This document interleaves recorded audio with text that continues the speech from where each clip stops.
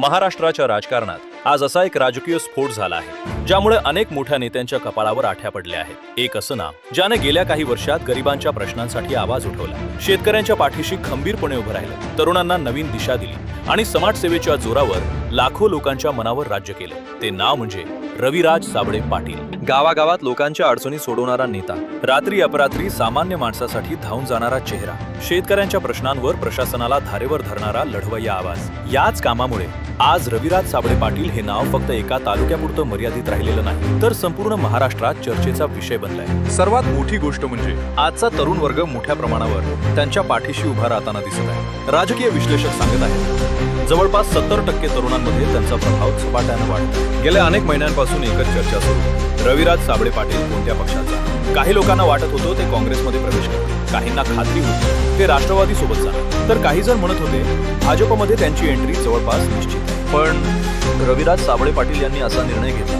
ज्यामुळे संपूर्ण महाराष्ट्र हादरला। सोशल मीडियावर त्यांनी काही दिवसांपूर्वी शेअर केलेला पक्षप्रवेशाचा व्हिडिओ आज लाखो तरुणांच्या मोबाईलमध्ये फिरताना दिसतो। त्या व्हिडिओमध्ये दिसणारी देशभक्ती, गरिबांसाठीची तळमळ आणि समाज बदलण्याची जिद्द हे पाहून महाराष्ट्रातील अनेक नागरिकांना आणि विशेषतः तरुणांना त्यांचा सार्थ अभिमान वाटत आहे। पण दुसऱ्या बाजूला अनेक पारंपरिक राजकीय नेत्यांना मात्र हा मोठा धक्का मानला जातो, कारण ज्याला सामान्य जनतेचा एवढा मोठा पाठिंबा मिळतो तो नेता भविष्यात मोठं राजकीय समीकरण बदलू शकतो। आणि आता तो क्षण ज्या पक्षाबद्दल कुणालाच कल्पना नव्हती, ज्या निर्णयानं लाखो लोक थक्क झाले, रविराज साबळे पाटील यांनी स्वीकारली आहे इन्कलाब जिंदाबादची विचारधारा।